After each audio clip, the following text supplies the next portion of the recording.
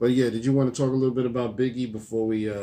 Well, before we talk about Biggie, let's talk about the verses because last week we didn't get to talk about that. Yeah. So I didn't watch the full. I didn't get to watch the full verses. Yeah. I did. I just today happened to watch the recap. That's one thing that Hot 97 does. Yeah. Fairly decent. So I'll come. I'll go back and check those out. Okay.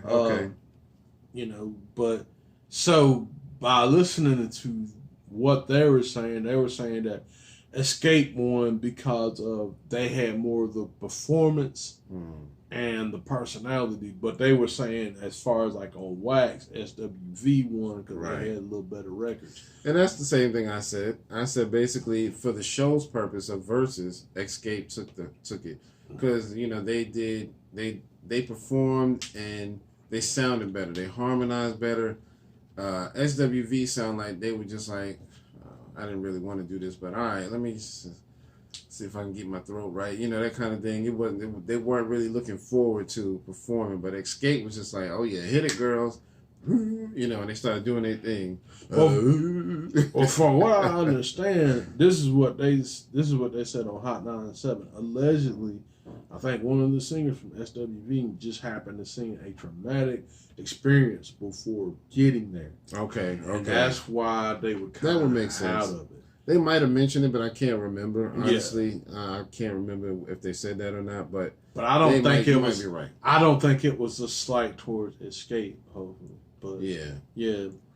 So yeah, you probably. But, it was crazy. Though. I didn't know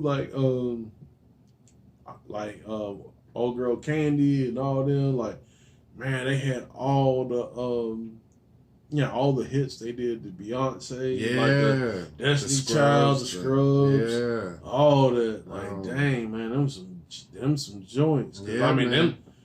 I ain't gonna lie, them. You love it or hate it, they was everywhere. Yeah, man. No Scrubs. That was. And some of the new shit they had, like newer shit. Oh yeah.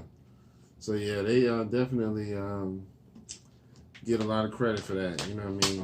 But yeah, and only other thing I think that could have made the verses even better is if they had more special guests. Because like with SWV, had they brought out Wu-Tang? Oh, if they had brought, if they at least had Method Man there with his verse, man. But they said old girl rapped the verse. They said she did a good job. She did. I'll give it to her. Yeah. But it was just like, anybody who's familiar with the song, it's like you see, as soon as you hear that beat and you know the intro, and you're like, oh, I hope she bring out Wu-Tang. And, so your mind is already like, Wu-Tang, Wu-Tang. So it's like, she rapped, but it was like, oh, this is cool, but Wu-Tang, Wu-Tang, you know what I mean? But yeah, it was, and that song right there is just dope because it really had, I like the whole aesthetic of it because it was a new, for at the time, it was a newer up-tempo beat. Yeah. But you had the old school, like the Freedom sample joint from like the, the party joint from from the Melly Mel, Furious 5. Mm-hmm. So it was really, like a really ode to the, the old school pioneers that made it. So yeah, that was a really, well thought out song. Yeah. So yeah, I thought they did. It was good overall. It was just, like Escape has a real famous song with MC Lyte, so like I heard they brought her out, man. Yeah, because they played the song. Yeah, but it's like if you could have just got her, I know that would have been dope. You know what I mean? Because MC Lyte ain't really touring or anything as far as I know. Yeah. So they had Jermaine Dupri come out, and then did the Brat come out? She did. Yeah, she came out one time, so that was dope too. But that was the only two guests they had. Both of them was for Escape. So Yeah, but that's so that's so deaf. So deaf, man. So funkified.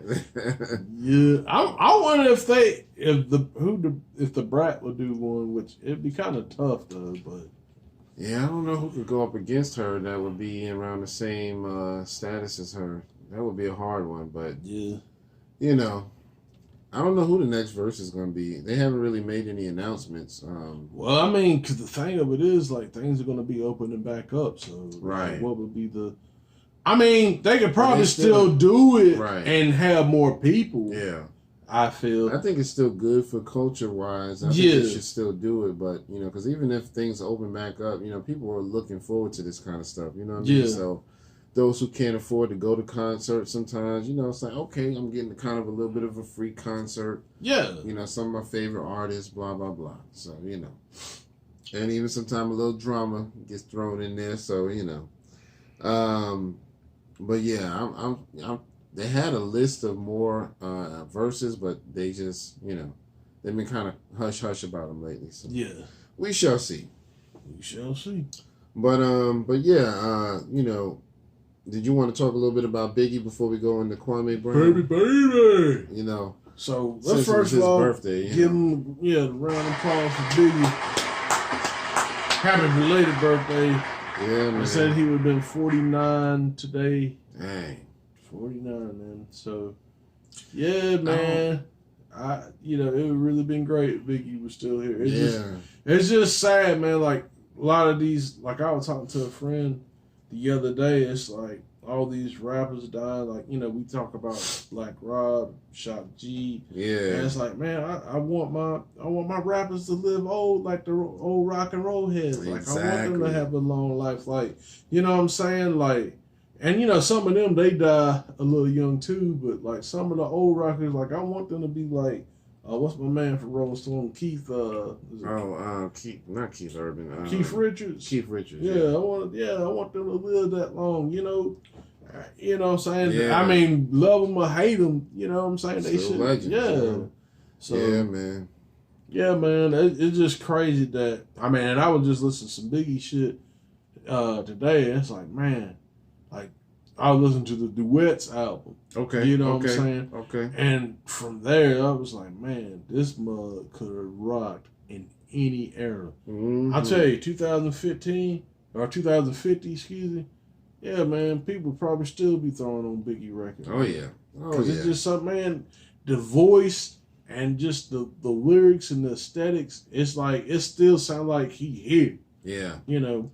Yeah, man. I mean, it would have been huge, man, to still have him in the industry. I think he would have done a lot more collaborations. I do think that you were right. I think he would have eventually left Bad Boy.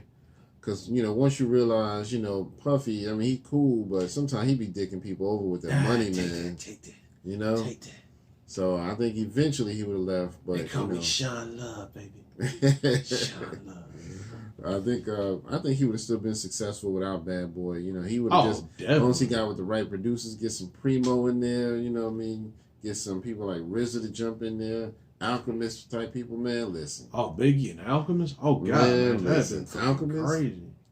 That'd have been fucking crazy, man. Speaking of the Alchemist, I just saw a post on he playing them games, man. He said that he actually did a secret album, dropped it on YouTube, under a false name, and even the song titles got false names, and talking about nobody found it yet. I'm like, damn, you got to give us some clues, bro. How are we supposed to know what to look for? You know what I mean? I tried to do some searching, but I couldn't find anything. So I'm kind of anxious to hear what that sound like, man. You know what I mean? Because you know that's going to be hot, man. Yeah. So you know that's kind of cool. We're just going to search. We're going to do what his initials, because he probably did it under his initials, or maybe his name backwards. Right, we're gonna figure something out. You know what I mean? We're gonna find out. But that was very clever for him to do that. Yeah, he didn't even say when he dropped it. He just said, you know, we threw an album up on YouTube and none of y'all found it yet. I'm like, shit. How are we supposed to know? Now, you know what, though? That's gangster right there. That is so gangster. Like, you know what I'm saying? Like, you pretty much so successful that, like, I ain't even worried about the money on this. I'm just going to see if people can find it. I'm not going to tell you nothing about it. So you're going to actually have people trying to search it. Right. That's, man, look, let me. Out. My man. One of the greatest. And, you know, we were talking about, too, like, and we will get back to Biggie, but I really hate Prodigy died, man. Yeah. We coming up on, this would be like the fourth? Fifth year, was it? It was 2017, so this is fourth year. Yeah, it'd be the fourth year. And when we really started the podcast, literally like a couple of weeks before he died. Passed, yeah. But it's like, man, Alchemist and Prodigy, they had. I feel personally, they had the best chemistry. Yeah. Like, you could tell, like, their chemistry was just, like, it was on another level. Yeah. Even though Prodigy may not have been, like the MC that he was. Right. But you could tell that they gelled together very well. Exactly. Shout out to Muggs, too, because Muggs told, because, Muggs, Alchemist was under Muggs from Cypress Hill. And Muggs told him, like, yeah, man, y'all might want to work. You might want to work with Prodigy, man. Y'all be good together. I mean, you have to give that to Muggs to really have that insight. Yeah. To really see that. Yeah, some people got a special ear and all that insight, like you said, that they can just say these two should be together, and it works out perfectly. Yeah. So that's. But I mean, don't get me wrong. Everybody that's on Alchemist Project, I mean, could pretty much rock. Well, I don't know about the Eminem one, and I'm not shitting on them. But I just think at that time, it just, that wave is kind of gone. Yeah. And I think more with Alchemist, he's more like reality rap. And them ain't really reality rap. As far as, like, now the horrorcore, but he's not like reality rap like Pete. Right. Like, he ain't fucking, I'm coming from the stale place, you're in the other suckers. You know what I'm saying? That crazy rhyme style, straight blunted, other suckers try to thug it. You know what I'm saying? Like, Prodigy was like that nigga, you know what I'm saying? So, like, just talking mad shit, but also talking like painting these pictures. Yeah, man. And M is nice. I'm not gonna take that away from him. Of course. But it's just that, he, like, the way those beats kind of like with the Griselda stuff, that's how they was. They was, they more in the streets. They more, and those beats, the way they dusted and stuff, they work like that. Oh, so. Yeah. Damn, we trying to talk about Big. We kind of just, damn. That's how it happen, man. When you talk about hip hop, man, you can't help but go off on a little tangent. Yeah, man. Sometime, but Biggie, man, I just to give him some shout outs, man. I just want to name a few of my favorite Biggie songs, man. Give Me the Loot was an instant classic for me. When his album first came out, I was like, I think it was right in the beginning of the album, like second or third song, if I remember correctly. But I remember that was the one that really hit me hard. I was like, yo, this shit is bumping. And I didn't even realize that was him doing the alter ego voice at first. Yeah, I didn't know that. What I mean? Until you told me that. Yeah. On the motherfucking podcast. Yeah, it was. And then I kept listening, and I'm like, yeah, that's him. Yeah. It's like the more you listen to it, but it's like, it took me a couple of years, and somebody mentioned it to me, and I was like, so wait a minute, that was Biggie? I was like, and I went back and listening to it. I thought that was Fat Man Scoop. That's who I thought it was. It sounded like him, but you know who also sounded like my man from Lords of the Underground? Mr. Funky. Yeah, so I was like, I could see it being him, but he never gave a real name, so I'm like, and I remember when I owned the album, I remember looking in the credits to see who it was, but it never had a name, so I just assumed maybe it was some friend of his who just, they just like get on the track, yeah. So but it wasn't until years later I found out it was Biggie. I was like, oh, that was some dope shit. That's crazy. So that was to let you know how creative Biggie was. That's that Gemini, man. Right. That's what that is. Gemini. That's that Gemini energy, man. Yeah, man. So he definitely. Has anybody else done anything since that? I don't think so. Not like that. Because, I mean, really, if you think about that, man, like, people do these videos, like, I seen one like, Biggie ain't the GOAT because he ain't had but one album. But, man, Give Me the Loot?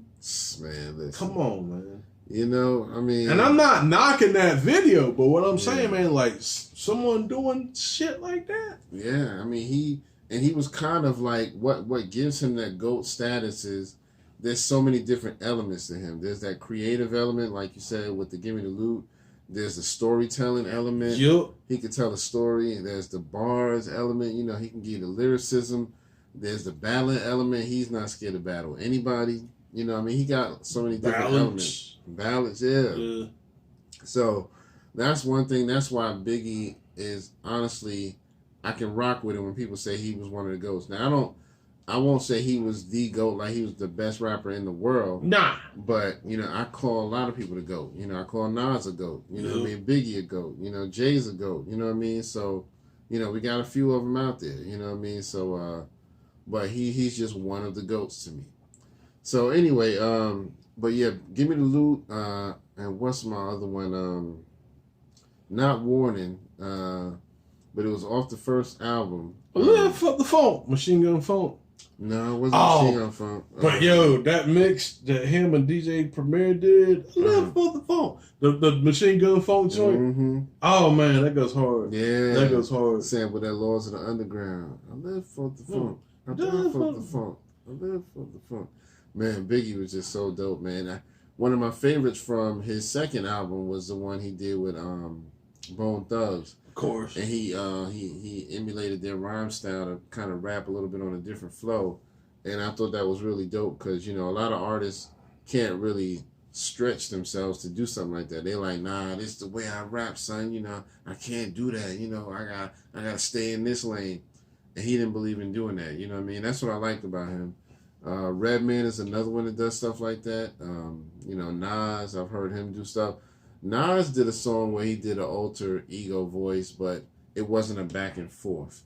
It was I think probably DMX is probably enough. Cause did he do the Damien thing? Yeah, he did. Yeah, because I think he probably did that. Because I like with the whole Damien. Yeah, it's my man. Yeah. Right. Oh, that's my man. I thought I was your man. Man, Right. we're gonna have trouble up ahead. I think, but yeah, it definitely would. I mean, no respect to DMX. Rest in peace. God bless the dead. But man, it wasn't no give me the loot. Right. So, Biggie, man, he always outdid himself, man. So, in any track that he was featured on, he always stood out. So, anytime you heard Biggie name, it could be like 50 other rappers on there, and you be like, I just can't wait to hear Biggie part. You know what I mean? Oh, yeah, my joint, speaking of, God bless Heavy D, God bless the dead. Yeah. But the Who's on the Microphone, man, I bumped that to this day. Man. I bring drama like I spit on your mama. Cannibalistic like a nigga Jeffy Drama. I'm a cat pillar, connoisseur, drug dealer, ex-drug dealer. That big, that shit go hard. Yes, sir. Yes, sir. I kind of fucked up a couple of words. Yeah. Y'all get the idea. But Biggie was that dude, man. Who's on the microphone? A bunch of niggas. Who's on the microphone? It had like Guru on there, man. It was like, man, it's just crazy. Like how many, like. Heavy D did some dope collabos. Man. Remember the Don't Curse joint? He had Coogee Rap on there, Grand Poobah. Heavy D really don't get enough props, man, because he don't. really, the thing of it is, Heavy D was kind of like a dude, like he did underground. He was one of the few that did underground shit, commercial shit, pop shit, and like reggae. And he did all that shit. And then people didn't really say, oh, he was selling out. It was like, oh, it's Heavy D. Right. Like they just, you know what I'm saying? Like he was that good. Yeah. He was that good, man. He had lost a lot of weight right before he died, was slimming down, trying to get himself right, but I remember when I heard he passed away, I hurt, man. I was like, man. Shit, the industry need Hev, man. Yeah, Hev was that dude. He was that all-around dude, so. But yeah, and then, he was real cool with Biggie. He was actually in one of Biggie's videos. What was it, One More Chance, I believe. But yeah, man, so yeah, Biggie, man. Just, we just wanted to give him a few moments. You have anything you want to say special about Biggie before we close the show out?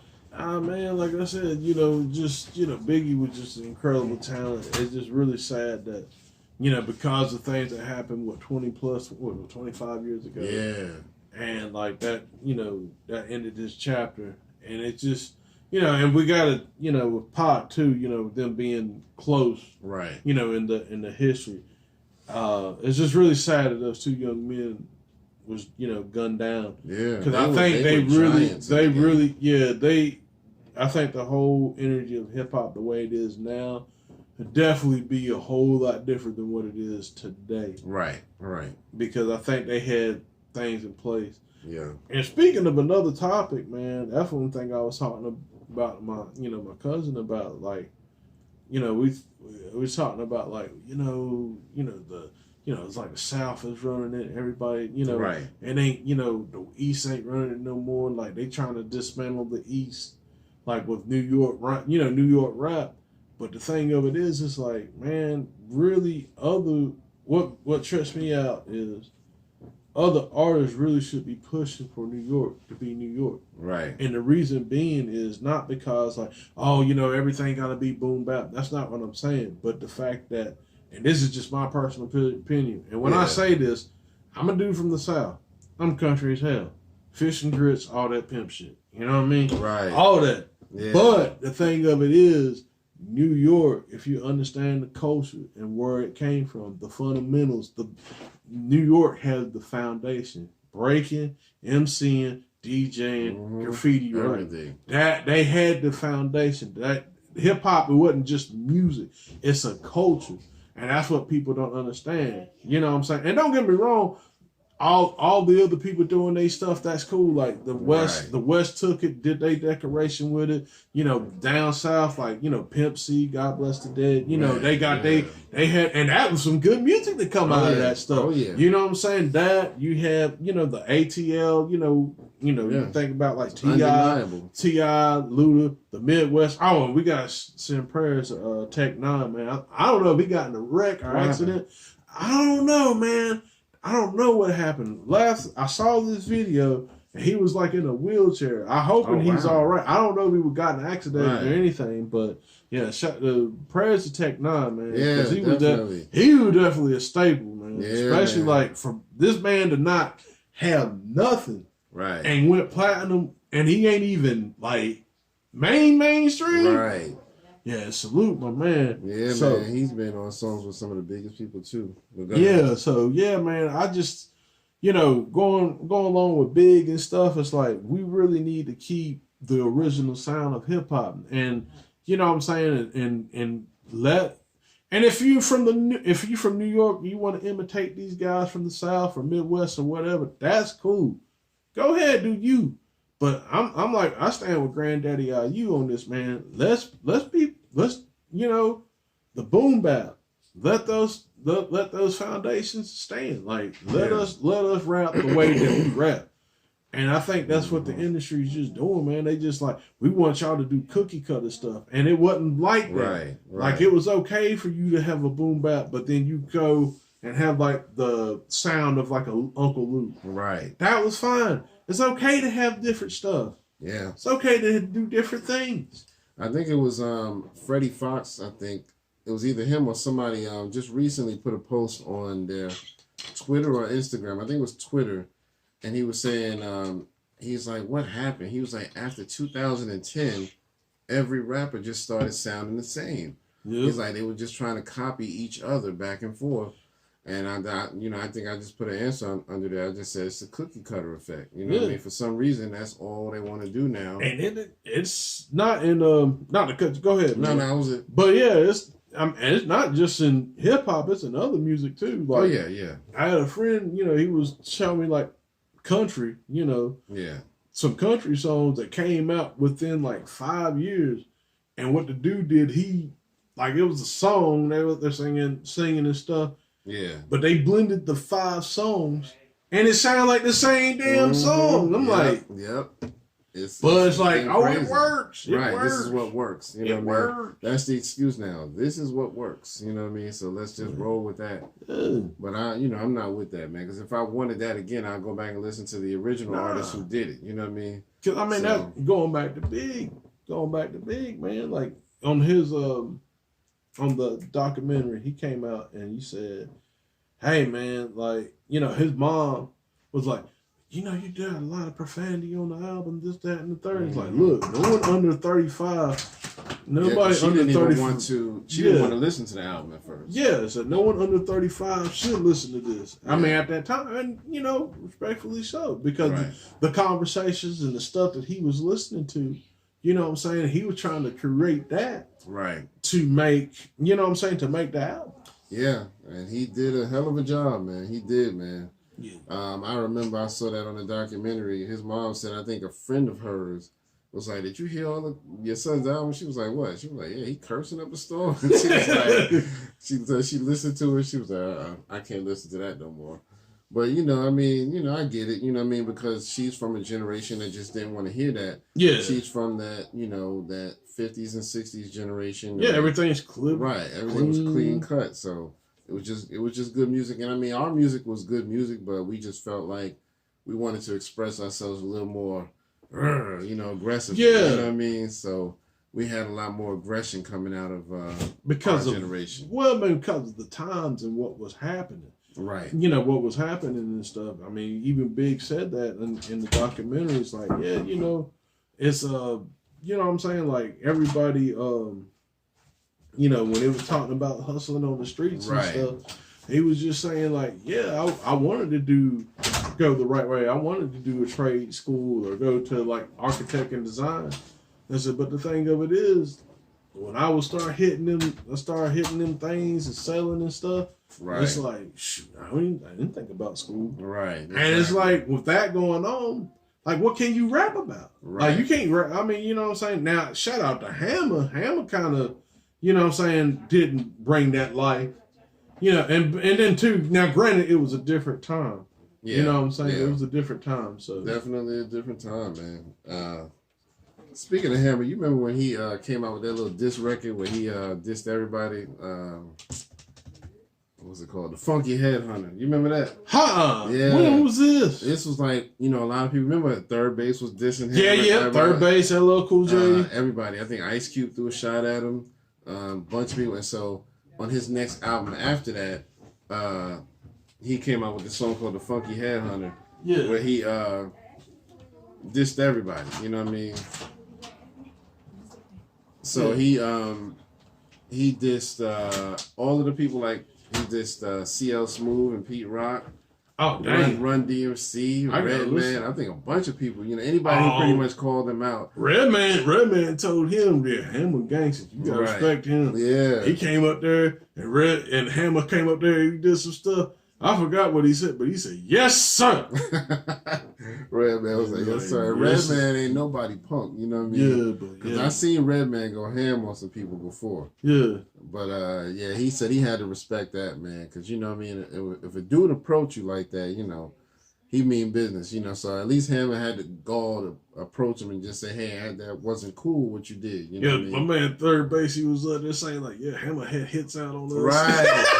Yeah, they said they was on the airplane headed out to the West Coast and they were getting calls like, "Yeah, y'all don't want to come out here, bro." Man, that's crazy. Yeah, Hammer was. I don't know about that one though, cause they say like search like the lie, but I don't know. He does. I don't know. But being that Hammer stepped to Redman like that, I could see that kind of happening. Maybe he called in some favors or whatever. So. But yeah, so anyway, man, as far as Biggie goes, I didn't really have anything else to say about him. Did you have any other songs of his that you wanted to mention or anything? Yeah, man, Kick in the Door. Kick in the Door. Kick in the Door, we've been the 4-4. That's a good one because that one, they say, he was dissing some people on there. Wu-Tang. Nas. Because him and Nas had like this friendly back and forth thing going on. And it wasn't nothing serious, just more so, I want to be the king of New York. No, I want to be the king. You know what I mean? And so Ray and Ghost wanted to be. They felt that they was the king of New York. Right. He dissed them. And, he had a thing with J. Rue the Damager. So they said he might be dissing him on there because J. Rue had kind of threw a shot at Bad Boy, but he wasn't really because of the shiny and all that stuff. And all that. So everybody picks on Bad Boy for that. I ain't mad at him. I mean, I get what they were trying to do, but it's just like. Puff, that's your thing. He's like, because Puff is from Harlem, and Harlem swag in Manhattan is a lot different than other boroughs. So Harlem is all about the swag, the fur coats, and flossing with a lot more fancy clothes. So I can see why he wanted to do that. But not everybody comes from that. Like, if you're in Brooklyn, you're not thinking about fancy. You thinking Timbs and hoodies, rugged, and, rugged stuff. You know what I mean? Gold chains, rope chains. Not necessarily flashy gold, but just big gold. You know what I mean? So, but anyway, so that's why I think he did that. Anyway, you want to talk about Kwame Brown before we wrap it up? Man, some people got to leave. We're talking about Kwame Brown. You're right about that. Wood, some of the things he said. Yeah, I wasn't expecting that. So we might have to water it down a little bit. Becky with the good hair. Yeah. So, but yeah, man, hey, yeah, go ahead and tell. I'm gonna say this though. I'm gonna say this on my mama. I'm gonna get his jersey right. I'm gonna get his number. Yeah. On the front, but on the back, it gotta say #Mama's Cooking. Yeah. For real. Yeah, because that was dope, For man. real. That's dope. That was, he goes, Mom, you come up here, you try to do something, but let me tell you, my mama's cooking. I got all the recipes. Yeah. When he said that, man. No, what tripped me up the most was my man, he talked about Matt Burns. Yeah. Barnes, excuse me. Then he talking about, man, that, Derek Fisher, old country nigga, come up there, took your wife. And you over here, you got to try to jump your own gate. Yeah. So, man, you trying to jump your own gate to get in your house. To get to your house. He talking about, and then you gonna mess up your foot. Mess it up the whole season. And you got the key to the gate. Man. That boy, he went in on everybody. It was Stephen A. Smith he went in on, Charlemagne. Matter of fact, he went off on a whole Breakfast Club, actually, because he threw Envy in there and Angela Yee, talking about how she's sleeping with rappers and all that. Yeah, so Envy need a leash. Man. He talking about some Angela Yee, he said when the big boss man come to her, she like, who you want me to get? What rapper you want? You know what I mean? And the boss be like, yeah, I want him right there. Yeah. He look like he could take some, like on some, Yeah. So I was like, yo, dude is foolish, man. I was listening to that earlier, man. I was like, yo, I didn't even catch this, man. You had to tell me about it. Yo, he like I said, man, he went in, man. He went in. And I don't blame him. I don't. But if they've been talking junk about him this long, I mean, I don't really keep up with it. But if they really been dragging this man like he said, that was well deserved. I want to make this statement right now. Over the years, I've always said Carmelo Anthony is trash. Yeah. I've always said that. I kind of not me being influenced or anything like that. Just certain things that I saw. Yeah. But right now, I want to officially say I'm sorry. I apologize because I didn't know. Because what Kwame Brown was saying, like some of these sports heads and stuff, not necessarily that I bought it from them. Right. It was just my observation, but still, for a man to get to where he's at, he can't be trash. Right. Exactly. So, I agree. I want to apologize to him, and keep doing what he's doing, because it's just like what he was saying is like, okay, and like what we were talking about earlier, like for instance with J. Cole's new album. Good album, a lot of people might love it, hate it, but the thing of it is, everybody can't be great all the time. They just don't, even some of the greats have misses, you know what I'm saying? And I think sometimes, just like I said, sometimes doing mediocre performance can sometimes make you do a better or greater performance. Just like when Nas had his thing. You know what I'm saying? Like when Jay was getting him at TakeOver, Nas was getting ready to go out the game. Yeah. If Jay didn't have the TakeOver, Nas wouldn't have came back with that either. Yeah. So I mean, I always said that too. He kind of lit a fire under. Yeah. Him, so I mean, things like that. But going back to Kwame Brown, I think it's disingenuous. This man was like 17. 18-year-old, coming into the league right out of high school, and gave his mama a crib. So, I mean, like, even if the man wasn't caliber, he did the right thing. Right. And then on top of that, like, he was, he was in the league. He had injuries in his hands.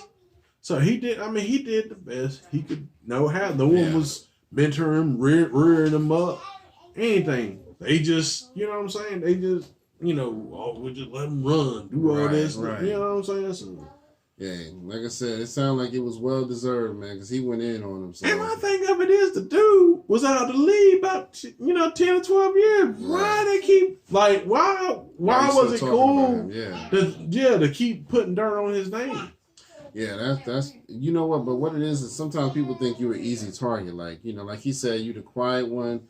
and you never really blow up on nobody, so they think, oh, okay, well, he never said nothing when we talked about him before, so let's talk about him. It's an easy target, you know what I mean? So probably that effect, you know what I mean? But hey, my man's went in. There's a couple more videos out there. My Mama's Cooking. Yeah. He need to make a podcast called My Mama's Cooking. Right. If you do that, Mama's Cooking. If you do that, yo, I'm in. Yeah. I'm telling you, man, because like that's just perfect.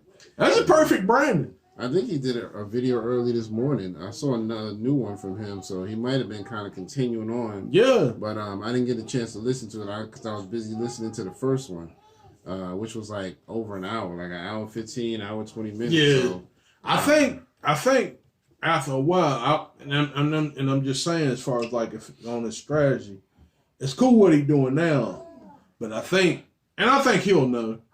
I think eventually he's gonna have to quiet off.